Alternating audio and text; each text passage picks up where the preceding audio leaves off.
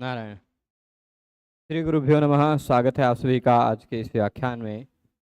हम सभी लोग अष्टाध्यायी काशिकावृत्ति के साथ पढ़ रहे हैं।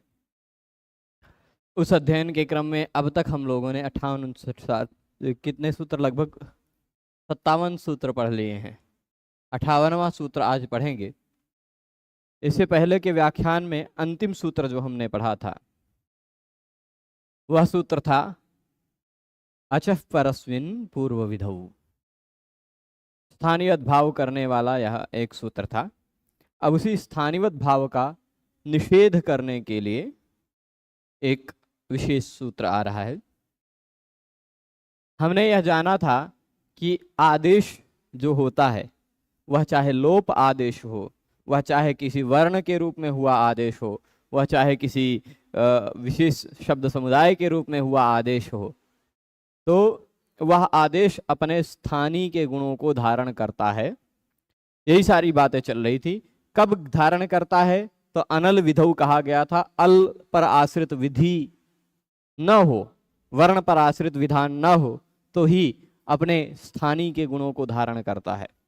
परंतु अच के स्थान पर कोई आदेश हुआ हो, पर को निमित्त मानकर कोई आदेश हुआ हो अच के स्थान पर, और फिर उस अच के आदेश के पूर्व वाले वर्ण के स्थान पर कोई कार्य हो रहा हो, तो अच जो कि वर्ण पर आश्रित विधि है फिर भी स्थानीवत हो जाती है, अपने स्थानीय के समान मानी जाती है। ये बातें भी हम जान गए थे, उदाहरण के साथ हमने समझ लिया था। अंतिम बात हमने देखी थी कि यहां नैधेय आतो लोप ईटी च निधि में धा धातु से नी, धा की से निधि बना था। उस निधि में यदि आ का जो लोप हुआ है, नी धा की का ई है, तो नी धा ई, नी का एक ई, धा का दूसरा आ, और फिर उसके बाद ई, प्रत्यय का ई, ये 3 स्वरवर्ण हो गए। जब किसी शब्द में 2 स्वरवर्ण हो तो इतश्चानीय सूत्र से वहां प्रत्यय लगता है, ढक, है ना। वह जो ढक प्रत्यय लगता है वह 2 स्वरवर्ण हो किसी शब्द में तभी होता है। अब यहां देखिए, नैधेय में निधा निधि अगर शब्द है तो 2 ही स्वरवर्ण है, पर निधि बनने से पहले निधि में धा का आ था, वह लोप हुआ है। यदि उस लोप को स्थानीवत मान लें, अपने स्थानीय के समान मान लें, तब फिर गड़बड़ हो जाएगा। ठीक है, तो गड़बड़ क्या होगा? 3 स्वरवर्ण वाला हो जाएगा और फिर इतश्चानीय से ढक प्रत्यय नहीं लग पाएगा और नैधेय इत्यादि शब्द नहीं बन पाएगा। तो पर को निमित्त मानकर अच के स्थान पर हुआ जो आदेश है वह पूर्व को कार्य करने के विषय में स्थानीवत होता है। पूर्व को कोई कार्य हो रहा हो तो वह स्थानीवत मान लिया जाता है। ये बातें हमने जान ली थी हमने। आज इसी सूत्र का निषेध करने वाला एक कार्य है। कई जगहों पर, जैसे अच यानी किसी स्वरवर्ण के स्थान पर कोई आदेश हुआ हो, किसी स्वरवर्ण के स्थान पर कोई आदेश हुआ हो, तो वह आदेश अपने स्थानीय के समान माना जाता है। सामान्य नियम ने यह कहा। परंतु अब विशेष नियम कहेगा भाई इन लिस्ट में, कोई लिस्ट दे देगा, इस लिस्ट में जो बातें कही गई हैं इन काम को करना हो, इन कामों को करना हो, तब ये स्थानीय के समान नहीं माना जाता। कुछ कार्यों को करने में यह स्थानीयवत नहीं माना जाता। तो वह कुछ कार्य कौन कौन से हैं? अच्छा, मैं कुछ दिनों से जैसे ही जो पेज खोलता हूं वैसे वही पेज निकल जाता है उस तक। तो वो कुछ कार्य कौन से हैं उनकी लिस्ट यहां दे रही है 58 नंबर सूत्र में। और इसको यदि आप वहां अष्टाध्यायी में जो काशिकावृत्ति के साथ मैंने कहा है उस अष्टाध्यायी काशिकावृत्ति में देखेंगे तो यह 64-65 नंबर पेज पर मिलेगा सूत्र। ठीक है, तो सूत्र है नपदांत द्विर्वचन वरेय लोपस्वर सवर्णानुस्वार दीर्घजश्चर विधिषु। प्रसन्ना जी, ए प्रसन्ना, तुम्हारा प्रिय सूत्र पढ़ने जा रहे हैं हम लोग। न पदांत द्विर्वचन वरेय लोपस्वर सवर्णानुस्वार दीर्घजश्चर विधिषु। ठीक है, वही सूत्र पढ़ने जा रहे हैं, बैठो सुनो। हाँ, तो पूर्वेण अति प्रसक्तः स्थानिवद् भावः एतेषु विधिषु प्रतिषिध्यते। पूर्वेण मतलब इस पूर्व वाले सूत्र से। पूर्वेण का तात्पर्य क्या होगा?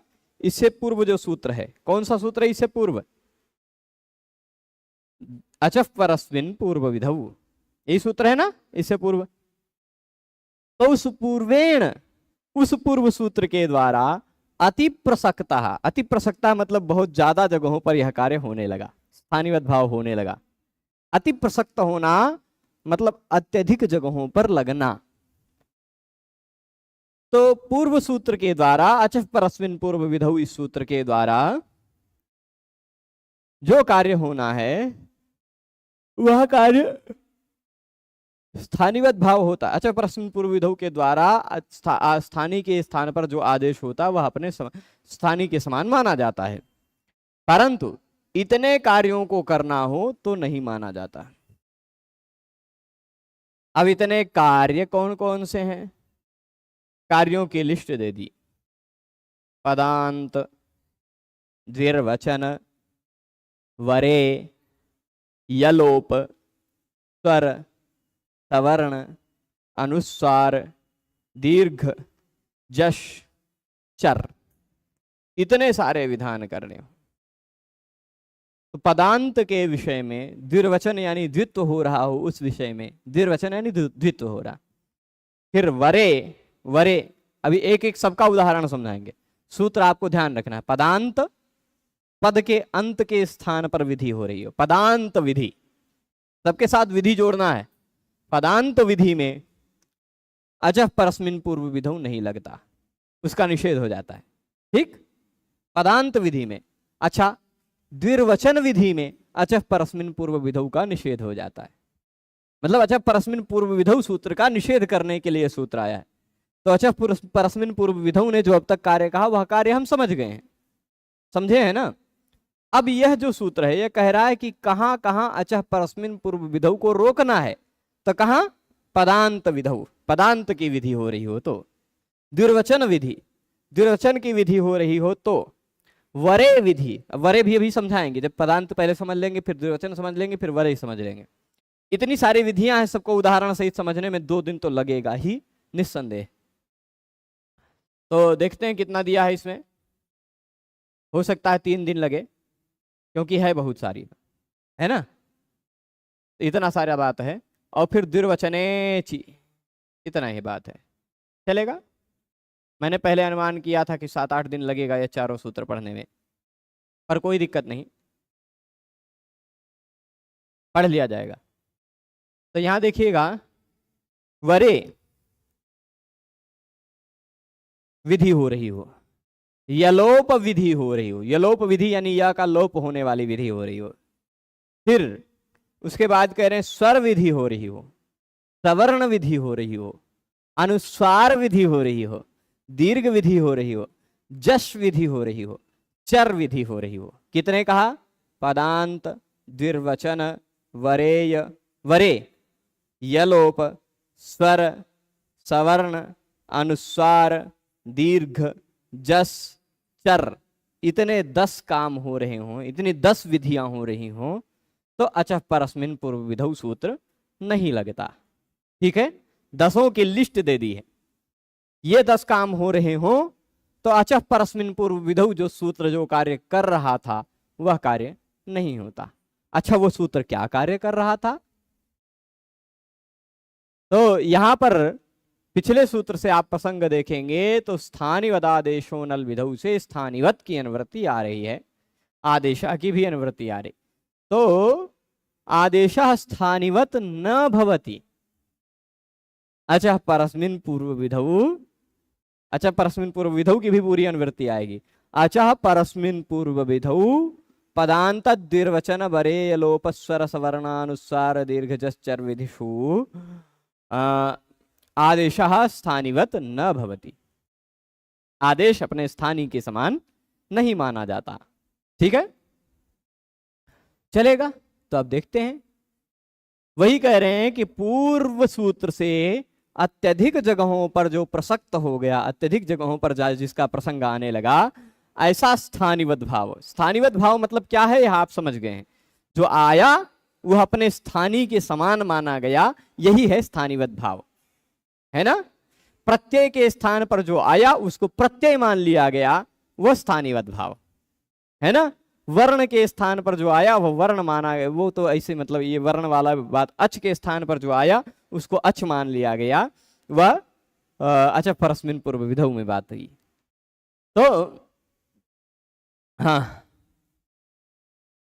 तो वही कह रहे हैं कि एतेषु विधिषु, एतेषु विधिषु मतलब किन विधियों में, एतेषु सूत्रोक्तेषु 10 विधिषु।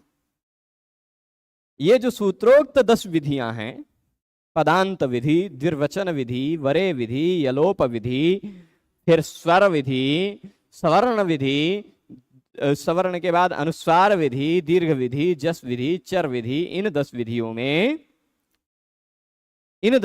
में पूर्व सूत्र से जो स्थानिवद भाव हो रहा था वह इन विधियों में प्रतिषिद्ध हो जाता है, मतलब निषिद्ध हो जाता है। प्रतिषेध मतलब निषेध।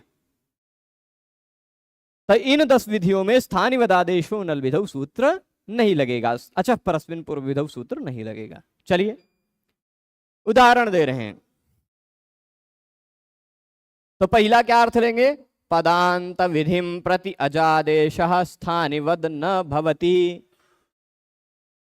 पदांत विधि हो रही हो तो उस पदांत विधि के प्रति अच के स्थान पर जो आदेश हुआ है, अच्छा परस्मिन, पदांत विधि हो रही हो तो उस पदांत विधि के प्रति, प्रत्यजादेश ऐसा मत समझिएगा, प्रति अजादेश, अजादेश मतलब बकरी वाला आदेश नहीं, अच आदेश, अच आदेश। तो पदांत विधि के प्रति अच के स्थान पर हुआ जो आदेश है वह स्थानीय के समान नहीं माना जाता, स्थानिवद न भवति। ठीक है, अब उदाहरण दे रहे हैं। क्या उदाहरण दिया, कौस्तः, कौस्तः, इस उदाहरण को समझिएगा। कौस्ता पहला उदाहरण दिया है, अस धातु का रूप है।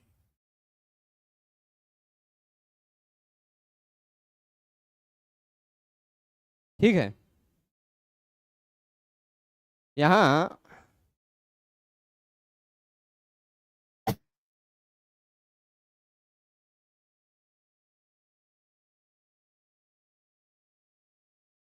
चलिए उदाहरण दिखाते हैं। लेखनी जी ध्यान से देखिएगा, पदांत विधि क्या है, यही लिखे कौस्ता। देखिए किम शब्द है, किम शब्द को किमह कह बन जाता है, किम के स्थान पर क हो जाता है यदि कोई विभक्ति प्रत्यय लगा हुआ हो तो जैसे राम का रामः रामौ रामाह बनता है, जैसे सर्व का सर्वः सर्वौ सर्वे बनता है, उस तरह किम का कह कौ के ऐसा रूप बनता है ना। तो कौ आप मान लीजिए कि किम शब्द का प्रथमा द्विवचन का रूप है कौ। ठीक है, इसको ऐसे पकड़े रहिए, हमको खाली स्तः से मतलब है। ठीक है, किससे मतलब है, स्तः से। कौ को पकड़ के रखिएगा, यहीं रखिएगा। आप स्तः से ही मतलब है तो कौ क्यों क्यों लिख रहे हैं, क्यों लिख रहे हैं वो अभी आगे पता चलेगा। ठीक है, पर कौ ये किम शब्द का जैसे सर्व का सर्वो बन जाता है वैसे किम के जगह पे क हो जाता है, तो क को कौ बन जाता है। ठीक, कह कौ के, कम कौकान, के काभ्याम कई इत्यादि रूप शब्द रूप सुने होंगे आप। तो यह कौ लिखा हमने। अब इसके बाद अस धातु, यहां स्तः पहले ऊपरा लिख देते हैं, फिर इस स्तः बनने की पूरी प्रक्रिया को लिखेंगे। कौ स्तः, यह स्तः बना कैसे, स्तः में मूल रूप से धातु है अस। ठीक, आप जानते होंगे अस्ति, स्तः, सन्ति, ऐसा सब शब्द रूप बनता है। अस्ति, स्तः, सन्ति कैसे बनता है मैं बहुत विस्तार से बताऊंगा। ठीक है, ध्यान रखिएगा। इस अस धातु के बाद प्रथमा द्विवचन का तिप्तस्थम भस्मस्ताताम झथा साथाम धमिड्वहि महिं इत्यादि 18 प्रत्ययों में प्रथमा विभक्ति द्विवचन का प्रत्यय लगेगा तस। कौन सा प्रत्यय लगेगा, तस, अस तस। किसी, अब ऐसा मत समझिएगा कि गांव वाली भाषा में कह रहे हैं, वो कह रही बुढ़िया, एक बुढ़िया कह रही अस, तो दूसरी बुढ़िया कह रही नहीं तस, है ना, ऐसा वैसा। हम सबके गांव में अस कहते हैं, ऐसा को कहते हैं अस, और वैसा मतलब तस। ठीक, तो ऐसा वैसा नहीं चल रहा है। ऐसा होना चाहिए तो कहीं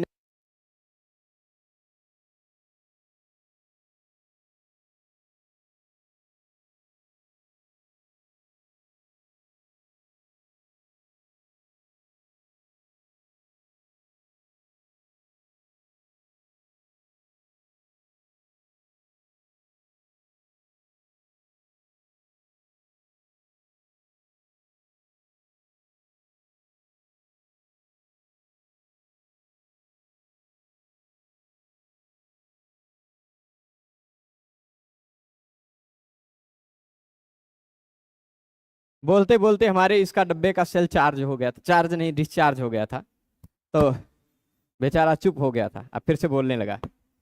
जी, तो मैं बता रहा था कि अस धातु है, उसके बाद लट लकार के जगह पर तिप्तस्थम जथासाथाम धमिड वही महिंग, इस सूत्र के द्वारा तस प्रत्यय लग गया है। अस धातु तस प्रत्यय, ठीक। तो अब अस और तस के बाद आगे चलते हैं। यह क्योंकि अस धातु आप धातु पाठ में देखेंगे तो अदादिगण की धातु पाठ है, इसलिए यहां शप प्रत्यय तो लगेगा, आदि शप प्रत्यय लगेगा, अस धन शप धन तस, परंतु वह शप प्रत्यय अधिप्रभृतिभ्यः सपः सूत्र से शहीद हो जाएगा, मतलब समाप्त हो जाएगा। शप आएगा पर न आने के बराबर है, ठीक है। जैसे हन तिप हंति बन जाता है, भूतिप भूति नहीं बनता है, भवती हो जाता है, बीच में आ जुड़ जाता है, परंतु अस्ति अस धन तिप अस्ति, वहां धातु और प्रत्यय के बीच में जो विकरण प्रत्यय जुड़ना चाहिए वो नहीं जुड़ता है, मतलब खत्म हो जाता है। तो यहाँ अस धन तस रह गया, शप को लाए भी आए हटा भी दिए। मैं न बताता शप को तो लोगों को पता, ऐसा लगता कि इनको तो पता ही नहीं कहाँ से शप कहाँ गया, ऐसा कुछ लोग सोच सकते थे, इसलिए बता दिया। तो अस तस तक पहुंचे। अब तस में कुछ लोग कहेंगे स की इत संज्ञा होकर तस्य लोप से लोप हो जाना चाहिए था हलंत्यम से, लेकिन हलंत्यम के छोटे भाई जी हैं न विभक्त तुस्माह, वो रोक लेंगे। विभक्ति प्रत्यय में अंतिम वर्ण के रूप में तवर्ग स और म आते हों तो उनकी इत संज्ञा और लोप नहीं होता, ठीक है। अच्छा, अब एक सूत्र यदि आपको ध्यान हो तो किंगिति च सूत्र पढ़ते समय एक सूत्र हमने पढ़ा था, किंगिति च सूत्र पढ़ते समय एक यह सूत्र हमने पढ़ा था, उस सूत्र को याद कीजिएगा। सार्वधातुकमपित पढ़ा था, याद आया कुछ? सार्वधातुकमपित क्या कहता है? तिप्त झी इत्यादि जो 18 प्रत्यय हैं तथा क्षत्रिशान इत्यादि जो प्रत्यय हैं, उन सभी प्रत्ययों में जो अपित हैं, यानी प की संज्ञा वाला नहीं है, ऐसे प्रत्यय को हम लोग गित मान लेते हैं, ठीक है। तो तिप्त जी इत्यादि 18 प्रत्ययों में तिप सिप मिप यही तीनों प की संज्ञा वाले हैं, इन्हीं तीनों में प सुनाई पड़ता है।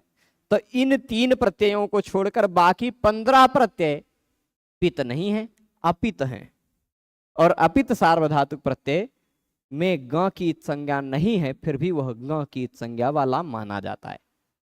मैंने वहां यह बताया था कि भगवान पाणिनि चाहते तो तस प्रत्यय को गतस प्रत्यय बना सकते थे, ग की संज्ञा कर सकते थे, झी को झी बना सकते या झिंग बना सकते थे, सब में ग की संज्ञा लगा सकते थे, लेकिन सब में ग की संज्ञा लगाने से के अपेक्षा 15 प्रत्यय ग की संज्ञा वाले हैं, उन 15 को शॉर्टकट में बता दिया कि हम 3 में 5 लगा, 3 में प लगा दिए हैं, बाकी जिसमें प नहीं लगा उन सबको गित मान लो, ऐसे बता दिया। अब अगर सार्वधातुक अपित सूत्र ना होता तो 15 प्रत्ययों में और गांव गांव गांव गांव लगाना पड़ता उनको, है ना। तो इसमें ग नहीं लगाए, फिर भी मान लीजिए ग लगा था, ग की संज्ञा हुई है, ठीक है। ये हमने उस समय भी पढ़ा था कंगिति च सूत्र को पढ़ते समय, ध्यान है। अब इसके बाद एक सूत्र है वह सूत्र खोज करके निकाल लीजिएगा, यहाँ लिखा है, नंबर भी लिखा है 64111। 64111 श्नसोरल्लोपः।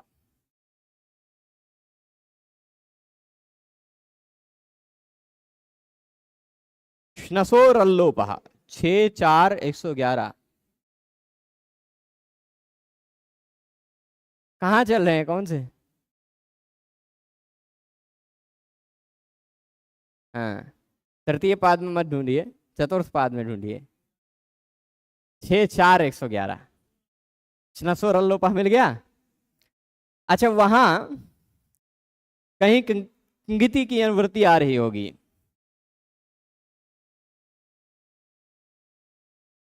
है ना? और सार्वधातुके की भी अनुवृत्ति आ रही होगी। क्या आता? उच्च सार्वधातुके, इस सूत्र से सार्वधातुक की बात आ रही है। और किंगिति की अनुवृत्ति कहां से आ रही है? 6498 से। कौन सा सूत्र है? अच्छा, गमह न जन खन साम लोपः किंगित्यनंगी, अंत में किंगिति। ठीक है, तो उसमें किंगिति क की, ग की नहीं, क की, ङ की संज्ञा हुई हो, क ग ङ तीनों मान लीजिए, तो स्न और अस, स्न और अस। स्न कौन सा है? कौन सा स्न है? ये रुधादिभ्यः स्नम का स्न है। ठीक है, तो स्नम प्रत्यय के तथा अस के, स्नम अस, स्न अस, स्नस के आ का लोप हो जाता, अल्लोपः, अतलोपः अल्लोपः हो गया। आ का लोप होना अल्लोप होता है। तो स्ना के अस आ का लोप होता है, अस के आ का लोप होता है। कब कब लोप होता है? तो कह रहे हैं क की अथवा ग की संज्ञा वाला प्रत्यय लगा हुआ हो, सार्वधातुक वाला तो। ठीक, अब अस धातु के रूप देखिएगा आप। अस धातु के रूप में केवल तिप प्रत्यय, सिप प्रत्यय और मिप प्रत्यय लगा हुआ है, तभी अस का आ बचा है ना? तिप सिप मिप में ही आ बचा है, अन्यथा अ शहीद हो गया है, मतलब खत्म हो गया है। अस्ति, स्तः, संति, आ नहीं दिखाई पड़ेगा। असि में आ दिखाई पड़ गया, पर स्थः, स्थ खत्म। यहां अस्मि आ दिखाई पड़ रहा है, तिप सिप मिप में ही दिखाई पड़ेगा, बाकी स्वः स्मः नहीं दिखाई पड़ेगा। यानी तिप सिप मिप ये तीन प्रत्यय लगे हुए हैं, तभी आ बचेगा। इन तीनों के अतिरिक्त कोई प्रत्यय लगा हुआ है तो अस के आ का लोप हो जाएगा। यह तात्पर्य है, यह निष्कर्ष है। निष्कर्ष समझे हैं? तो उस सूत्र ने स्नसोरल्लोपः ने अस के आ का लोप कर दिया। बन गया क्या? स्तस। इस स को विसर्ग कर लिया आपने रू करके, तो स्तः बन गया है। ठीक है, अब आप बताइए, यहां जो विधि हुई है लोप विधि, यह लोप विधि किसके स्थान पर हुई है? अच के स्थान पर हुई है।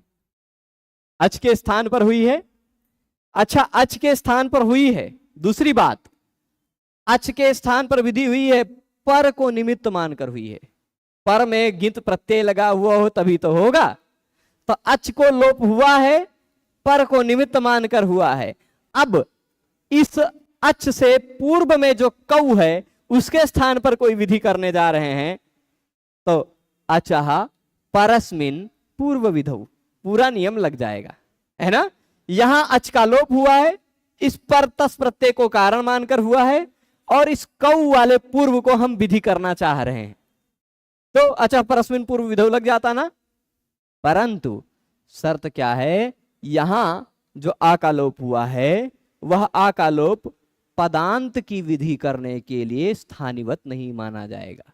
संयोग से यह कौ जो है वह एक पद है, और कौ में जो औ के स्थान पर कार्य होगा वह पद के अंतिम वर्ण के स्थान पर कार्य माना जाएगा। पदांत की विधि मानी जाएगी। समझ रहे हैं? पद के अंत की विधि मानी जाएगी। अच्छा, कौन सा काम हो सकता था वह जान लें। आ का लोप हुआ है वह आ का लोप स्थानिवत मान लिया जाता, मतलब आ के समान मान लिया जाता, तो कौ स्तः में, यहां स्तः में आ है नहीं पर आ का लोप हुआ है, वह आ के समान मान लिया जाता, तो औ के बाद अ मिल रहा है, एचो वायावाह से औ को आव हो जाता ना, औ के स्थान पर आव हो जाता। जैसे तुरंत बाद में औ के बाद कोई भी स्वर वर्ण हो, औ के बाद कोई भी स्वर वर्ण हो तो औ के स्थान पर आव हो जाता है ना। तो वह औ के स्थान पर जो आव हो रहा था वह पदांत विधि है कि नहीं? पद के अंतिम वर्ण के स्थान पर हो रही विधि है, औ के स्थान पर आव हो रही। तो यहां भले ही अचः परस्मिन पूर्व विधौ लग रहा है परंतु वह पदांत विधि में नहीं होगा। ये एक उदाहरण आप स्पष्ट समझ गए होंगे। अचः परस्मिन मतलब अच के स्थान पर आदेश हुआ, यहां आ था उसके स्थान पर आदेश हुआ, इस पर तस प्रत्यय को कारण मान करके हुआ, और पूर्व औ के स्थान पर कोई विधि करनी है, हमें पूर्व औ के स्थान पर कोई विधि करनी है, तो अचः परस्मिन पूर्व विधौ पूरा सूत्र लग रहा है। परंतु पदांत की विधि में अचः परस्मिन पूर्व विधौ नहीं लगता, स्थानिवत भाव नहीं होता। यहाँ आ का लोप हुआ है तो आ का लोप ही माना जाएगा, वह अपने स्थानीय के समान नहीं माना जाएगा। यहाँ आ है ऐसा नहीं माना जाएगा, तो एचो व्यवायावाह से औ के जगह पर आव नहीं हो पाएगा, कौ स्तः रह जाएगा। स्पष्ट है यह उदाहरण?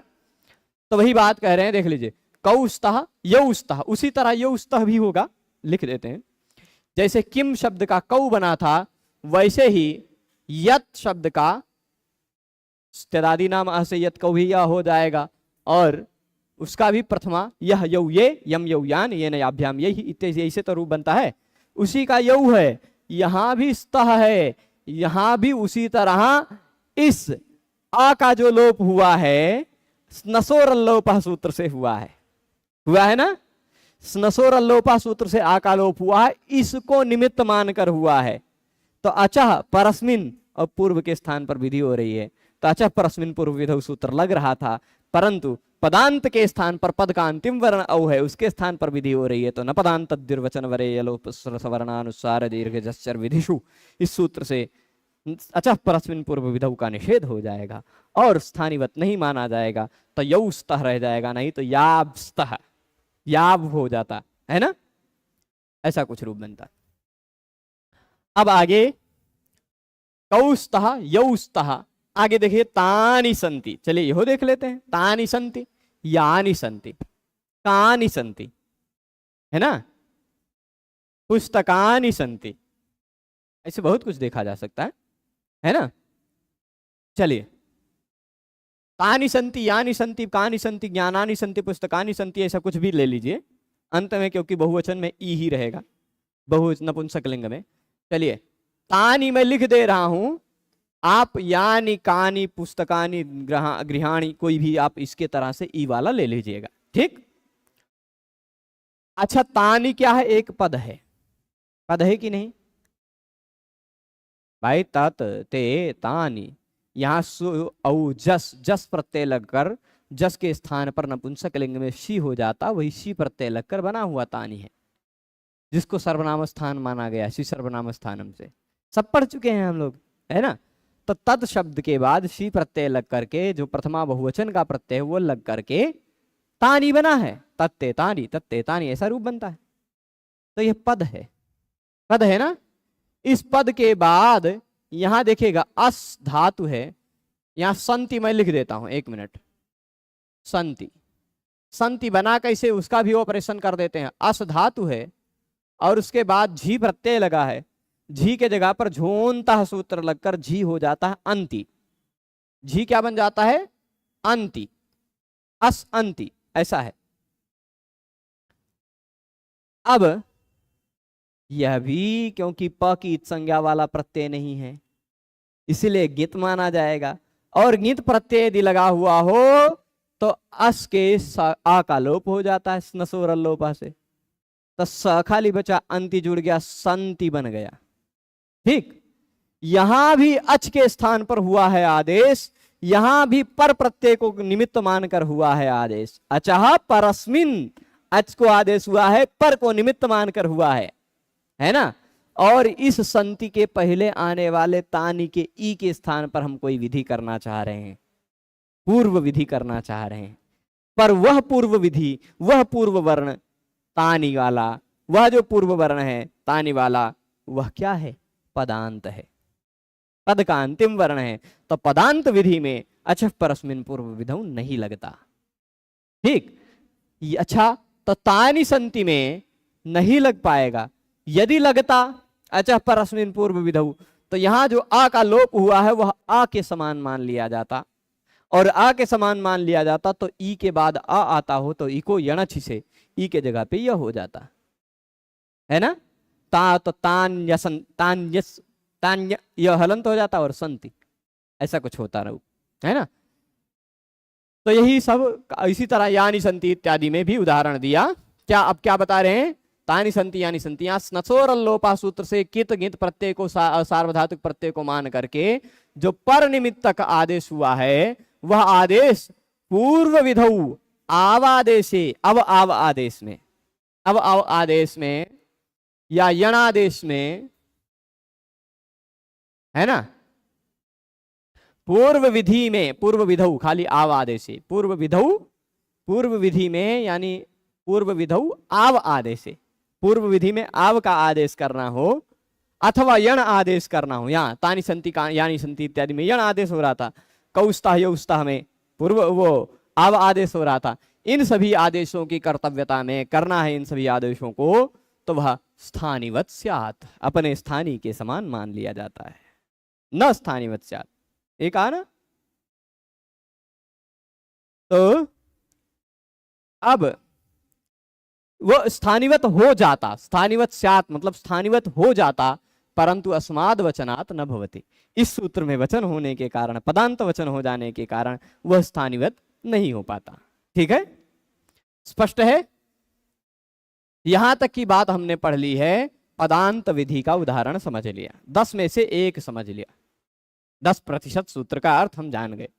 ऐसे ही 90% और भी है, बातें यही हैं, पर विधियों को पहचानना है, कौन पदांत विधि है, कौन द्विर्वचन विधि है। अब द्विर्वचन विधि पर आते हैं।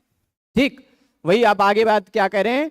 द्विर्वचन विधिम प्रति, द्विर्वचन विधि के प्रति अजादेशः न स्थानिवत् भवति। जैसे पदांत विधिम प्रत्यजादेशः न स्थानिवत् भवति कहा था, वैसे द्विर्वचन विधिम प्रति अजादेशः न स्थानिवत् भवति, ये बात अब कह रहे हैं। तो जैसे दध्यत्र, मध्वत्र, नारायण नारायण, दध्यत्र हमने बोला दधि अत्र है और मधु अत्र है, तो मधुलोलुप, बंदर उत्पात मचाने लगा, है ना। जैसे बोला मध्वत्र, बांदरों को मधु बहुत प्रिय है। हनुमान जी इत्यादि लोग जब लंका से लौट रहे थे तो आप लोगों को पता है सुग्रीव के मधुवन का क्या दुर्दशा की थी उसकी, है ना। ओ पिबंतु वानराः मधु, तो हतम मधुवनम सर्वम, पूरा मधुवन नष्ट कर दिया था। तो वही मधु को सुनाई पड़ते ही बानर उत्पात मचाने लगा। ठीक है, अब दध्यत्र मध्वत्र, यहां समझिएगा, यणादेशः परनिमित्तकः तस्य स्थानिवद् भावात् अनति च इति धकारस्य द्विर्वचनम न स्यात् अस्माद् वचनात् भवति। यहाँ दध्यत्र, मध्वत्र या शुद्ध्युपास्यः ले लीजिए, मध्वरिः ले लीजिए, शुद्ध्युपास्यः मध्वरिः, दध्यत्र मध्वत्र, ये कोई भी उदाहरण ले लीजिए। यहाँ अनचिच से जो द्वित्व हो रहा है वो न हो पाता। देखते हैं क्या है बात, पूरी बात, पूरी बात समझते हैं हम लोग। है स्थिति दधि धन अत्र, ठीक, दधि अत्र। अब होगा क्या, ध्यान दीजिएगा दधि अत्र को, इको यणाची, इको यणाची, वह क्या कहता है, ध्यान दीजिएगा। इक के स्थान पर यण हो जाता है कब? इक के स्थान पर यण हो जाता है यदि पर में अच हो तो। ये रहा इक, दधि में ई, उसके तुरंत पर में अच, अत्र का अ है ना। ई के तुरंत बाद में अ है, तो ई और अ जुड़कर क्या बन जाता है, य य य ई अ, जल्दी जल्दी बोलेंगे यह हो जाएगा ना। तो दधि में जो ई है, दधि में जो ई है वह ई नहीं रह जाएगा, वह ई के जगह पे देखिए द ध ई जो है वह य बन जाएगा, ठीक। और फिर उसके बाद अत्र, ऐसे लिख दिया हमने, ठीक है। अब यहां गौर से देखना है, जो ई के स्थान पर यह आया है वह अजादेश है कि नहीं। अच के स्थान पर हुआ आदेश है, अच था ई, उसके स्थान पर हुआ आदेश है यह, अच के स्थान पर हुआ है ना यह। और क्यों हुआ है, पर आ को निमित्त मानकर हुआ है, पर में आ ना होता तो ई को यह कर ही नहीं सकते थे। तो अचाह परस्मिन, दोनों बात है ना। और साथ ही साथ इस या के कारण इस धा को हम द्वित्व करना चाह रहे हैं, तो पूर्व विधि भी हो रही है, ना। तो अचाह, अच के स्थान पर हुआ है आदेश, पर को निमित्त मानकर हुआ है आदेश। अब इस अच के स्थान पर जो यह आदेश हुआ है, उस या के कारण हम पूर्व विधि करने जा रहे हैं, धा को द्वित्व करना जा रहे हैं। तो अच्छा, परस्मिन पूर्व विधौ से यह ई अपने स्थानीय के समान मान लिया जाता, ई वो या अपने स्थानीय ई के समान मान लिया जाता है ना। और यदि ई के समान मान लिया जाता तब अनचिच सूत्र नहीं लग पाता। क्यों, अच के बाद यर तो है, पर उसके बाद अनच न रहता, अच ही रहता। या ई के समान माना जाता तो या अच के समान हो जाता है ना। तो अनचिच सूत्र से इस धा को डबल ना हो पाता। तो क्या कहा है, पदांत की विधि हो रही हो तो स्थानीय के स्थान पर, पदांत विधि हो रही हो तो स्थानीय के स्थान पर जो आदेश हुआ है वह आदेश स्थानीवत नहीं होता। फिर क्या कहे, द्विर्वचन हो रहा हो, द्विर्वचन यानी द्वित्व हो रहा हो तो भी जो आदेश हुआ वह स्थानीवत नहीं होता। तो जो आदेश यह हुआ है वह अपने स्थानीय ई के समान नहीं माना जाएगा, तभी तो द्वित्व हो पाएगा। तो द्वित्व करने जा रहे हैं, द्विर्वचन करने जा रहे हैं ध को, तो यह ध डबल हो जाएगा, द ध ध, यह अत्र, ऐसा होगा। इसी तरह म ध ध व अत्र, मधु होता ऊ को जगह पे वह हुआ होता तो भी वही बात रहती है ना। तो अच्छा, ये अनचिचा, यहां धा को द्विर्वचन हो रहा था। क्या हो रहा था, धा को द्विर्वचन, द्वित्व, ठीक है। तो धा को द्विर्वचन हो रहा था। यदि द्विर्वचन हो रहा है तो आदेश अपने स्थानीय के समान नहीं माना जाता। पदांत विधि में, द्विर्वचन की विधि में आदेश अपने स्थानीय के समान नहीं माना जाता है। तो आदेश जो यह है अपने स्थानीय ई के समान नहीं माना गया, तभी द्विर्वचन हो पाया, नहीं तो द्विर्वचन न हो पाता। द्विर्वचन हुआ, द्वित्व हुआ तो अनचिच के बाद फिर झलाम जस झसी लग करके पहले वाले ध को द हो जाएगा, तो दध्यत्र ऐसा कुछ रूप बनेगा। इसी तरह ये दध्यत्र ना होता, मधु होता तो ऊ के जगह पे वह होता और मध्वत्र द ध हो जाता, इसी तरह है ना, मध्वत्र रूप बनता ऊ के जगह पे वह होकर। यहां भी ऊ के जगह पे जो वह हुआ है वह वह स्थानीवत नहीं माना जाएगा द्विर्वचन करने के लिए। यदि द्वित्व करना है तो वह अपने स्थानीय के समान नहीं माना जाएगा, तो मध्वत्र भी बन जाएगा। इसी तरह शुद्ध ध्युपास्य मध्वरि इत्यादि में भी यही विधि समझनी है। यहां क्या कह रहे हैं, दध्यत्र मध्वत्र यणादेश पर निमित्त कहा। यण आदेश जो हुआ है ई के जगह पे य, ऊ के जगह पे वह पर निमित्त कहा। पर निमित्त कहा यानी पर को निमित्त मानकर हुआ है ना वह यण आदेश।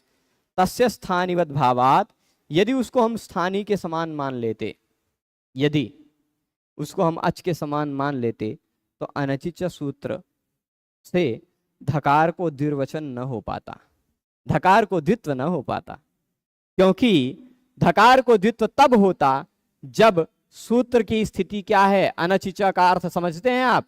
अनचिचा तब लगता है पहले हो अच, उसके बाद हो यर और उसके बाद हो अनच।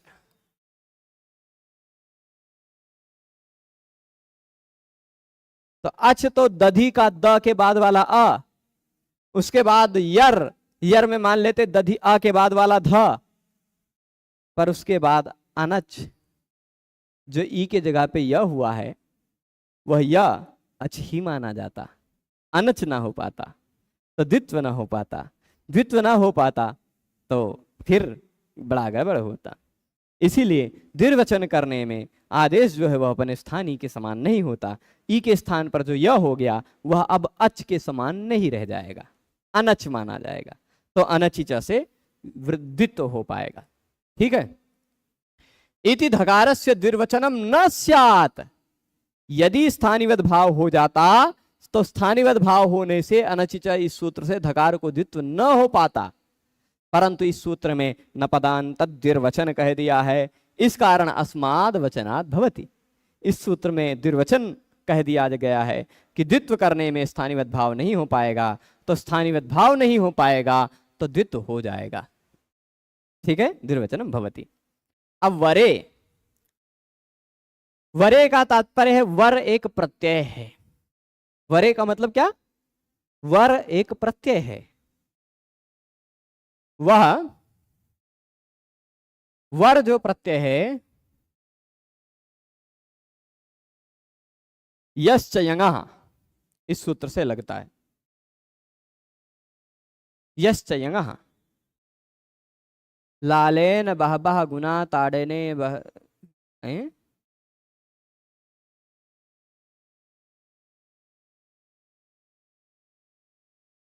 नहीं प्रभु, लालेन बहबह गुना ताड़ेने बहबह, बहबह क्या बह रहा है, कुछ बहता हुआ तो हमें नहीं दिखाई पड़ रहा है। तो चलिए फिलहाल ये ऐसा है, लालने बहवो दोषा, नहीं लालने बहवो दोषाः गुणा नहीं है, ताड़ने बहवो गुणाः, ये तात्पर्य है। तस्मात् पुत्रम च शिष्यं च ताड़येत न तु लालयेत। ये सब मुझे श्लोक ध्यान में है कि लालन पालन करने में, बहुत ज्यादा प्यार में बहुत दोष है। बहुत ज्यादा लालन से पुत्र और शिष्य बिगड़ जाते हैं, और ताड़न में बहुत गुण है। यदि नियंत्रित रूप से समुचित ढंग से ताड़ित करें तो उसमें गुण ऐसा है कि आपका पुत्र और आपका शिष्य सुधर जाता है। इसीलिए पुत्र को और शिष्य को ताड़येत, ताड़ित करते रहें, लालित न करें, ये भाव है। ठीक, तो वहां आप लालेन बह बह इत्यादि कुछ सुन रखे होंगे, वो वैसा कुछ नहीं है। लालने बहवो दोषाः ताड़ने बहवो गुणाः तस्मात् पुत्रम च शिष्यं च ताड़येत न तु लालयेत। इसलिए पुत्र और शिष्य को ताड़ित करते रहें, लालित न करें, उनको बहुत ज्यादा प्यार न बांटें, लाड़ प्यार न करें बहुत ज्यादा, ये भाव है। ठीक है, आपने पूछ लिया तो मैं ध्यान में आ गया। आवाज अब आ रही होगी आदित्य जी। तो अब यहां हम लोग वरे समझने जा रहे हैं। पदांत तो समझ गए हैं, द्विर्वचन समझ गए हैं, वरे समझ लेते हैं, फिर रोक लेंगे, क्योंकि हमारा संकल्प है हम लोग अब वाल्मीकि रामायण भी पढ़ते रहें, जिससे बालकांड तो कम से कम यदि अयोध्या से जाना पड़े तो उससे पहले समाप्त करके जाएं। तो वर प्रत्यय लगे रहने पर जो आदेश है वह आदेश अजादेश अपने पूर्व विधि के प्रति स्थानिवत नहीं माना जाता। उदाहरण दे रहे हैं, यश्च यङः इस सूत्र से वरच प्रत्यय लगता है। यश्च यङः ये मतलब क्या है, एक भविष्य में हम लोग विस्तार से इस प्रक्रिया को पढ़ेंगे, पर अभी संकेत कर देते हैं और पर्याप्त संकेत कर देते हैं, मतलब भाव आप समझ ही जाएंगे। तो ये हो गया वरे यह अजादेश, वर प्रत्यय लगे रहने पर, वह मतलब वर वधु वाला नहीं है ना, वर वधु वाला वर नहीं है, यहाँ वर एक प्रत्यय, वरच प्रत्यय है। ठीक, उस वरच में वर बचता है, उसी वरे की बात करें। वर प्रत्यय लगे रहने पर जो अच के स्थान पर हुआ आदेश है वह अपने पूर्व विधि के करने में स्थानिवत नहीं होता, स्थानीय के समान नहीं माना जाता, ये भाव है। जैसे अपसु याया वरफ प्रवपेत पिंडान, ठीक, या धातु है। और यहां पर हमारी बिटिया का एक प्रिय सूत्र लगता है, धातो रे काचो हलादे क्रिया समभिहारे यंग। ठीक, कौन सा सूत्र? धातो रे काचो हलादे क्रिया समभिहारे यंग। इस सूत्र से या धातु से हमने यंग प्रत्यय किया। ठीक है। अब जब भी यंग प्रत्यय लगता है, यंग में से यही बचता है, तो सन यंगोह एक सूत्र है, उससे धातु डबल हो जाया करता है। तो या धातु नहीं रहेगा, या धातु बन गया। और यंगोचिच इस सूत्र से अच को निमित्त मान करके या अच प्रत्यय किए बिना ही हमने यंग का लोप कर दिया। ठीक, तो या बन गया। अब इसी यश्च यंगः कहता है या धातु जो यंगंत है, यंगंत जो या धातु है उस पर वरच प्रत्यय लग कर दिया। ठीक, कौन सा प्रत्यय? वरच।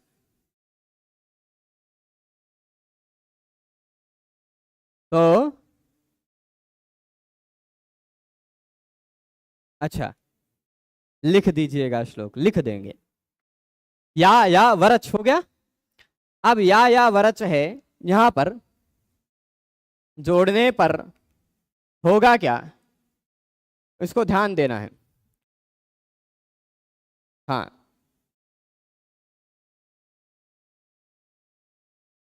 या वर, वरच प्रत्यय लगने के बाद, वरच प्रत्यय लगा है उसके बाद इस यंग प्रत्यय के या का लोप हुआ है। ठीक है। अब होगी क्या, या वर, इस अवस्था में अ का जो लोप हुआ है। अच्छा, पहले पूरी स्थिति ही बताते हैं। या यंग है, यंग का यह है। ठीक, उसके बाद वरच प्रत्यय लगा है, तभी एक सूत्र लगता है, लिखा हुआ है 6-4-48 अतोलोपः। ठीक, यही 6-4-48 अतोलोपः। वह कहता है आर्ध धातु प्रत्यय लगा हुआ हो तो धातु के अंतिम वर्ण आ का लोप हो जाता है। या एक धातु बन गया था, यंग प्रत्यय लगकर बना हुआ या एक धातु है। कोई आर्ध धातु प्रत्यय लगा हुआ हो तो धातु के अंतिम वर्ण अ का लोप हो जाता है, लोप हुआ। यह आ का लोप हुआ है, वह अच के स्थान पर हुआ आदेश है, हुआ है ना।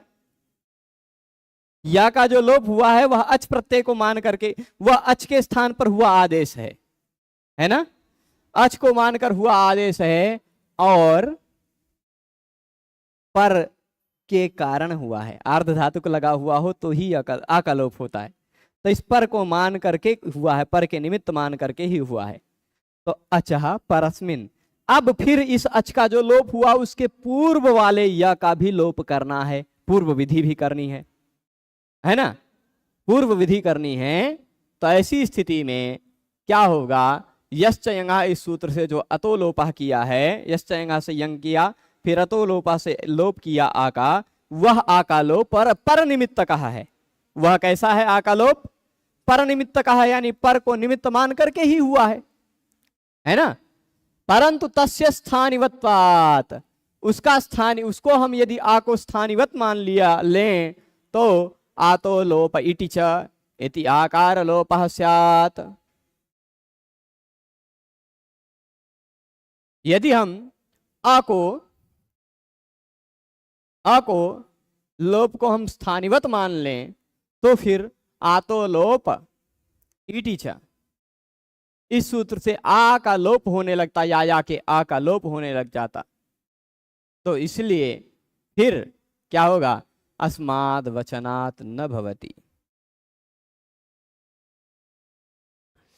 तो वरच को निमित्त मानकर जो अजय आदेश हुआ है वह निषेध हो गया। यदि स्थानिवत भाव होता तो आतो लोप इति च, इस सूत्र से इस याया के आ का लोप होने लगता। ठीक, याया के आ का भी लोप होने लग जाता।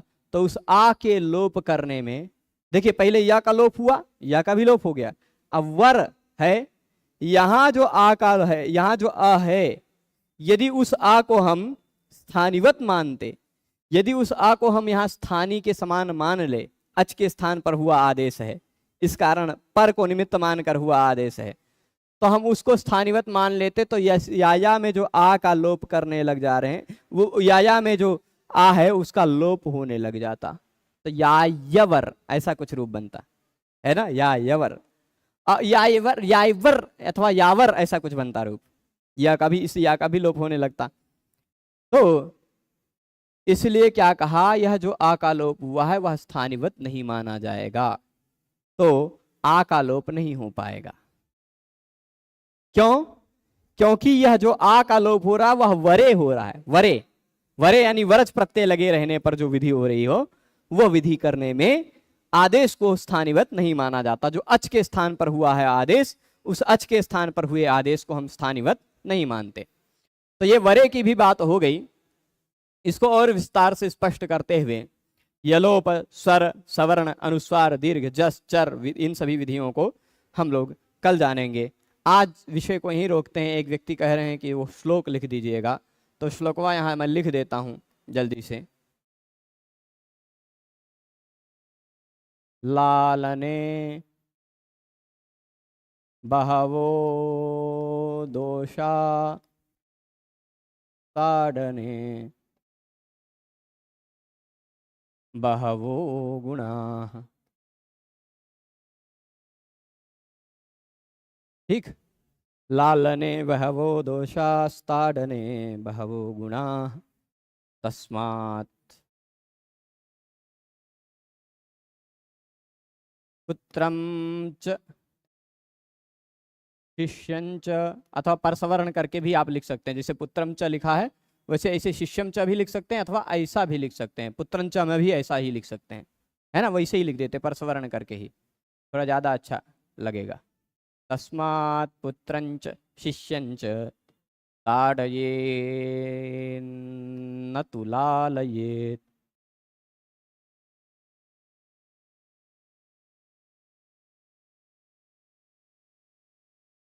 ठीक, यही श्लोक। तो किंचित पठित्वा पश्चात सूत्र नंबर अनुकरणमपि अनुकरणमात् कथं भवत् प्राप्नुवन्ति मां वदतु। अनुकरणमात् मतलब इत्युक्ते सूत्र संख्याम् अहं जानामि, बह्व्यः सूत्र संख्याः मया स्मृताः सन्ति, बहूनि सूत्राणि तथा सन्ति यानि सूत्राणि अहम् अंकानुरूपं जानामि। अथ च अष्टाध्याय्यां यान्यपि सूत्राणि सन्ति तानि सूत्राणि कुत्र कुत्र प्रसंगेषु उक्तानि सन्ति इति अनुमित्याहं वक्तुं प्रभवामि यदेष एतत् सूत्रम् अस्याध्यायस्य अस्य पादस्य स्यात् इति अनुमानेन वक्तुं प्रभवामि। तत्र किमपि शॉर्टकट नास्ति। ठीक है, आज विषय को यहीं रोकते हैं। सभी लोग जुड़े रहे उसके लिए बहुत बहुत धन्यवाद। नमो नमः। 10 प्रमांडु मुंडकोपनिषद के प्रमुख 10 में से और अवशिष्ट उपनिषद और अर्थ संग्रह परीक्षा दृष्टि से परीक्षा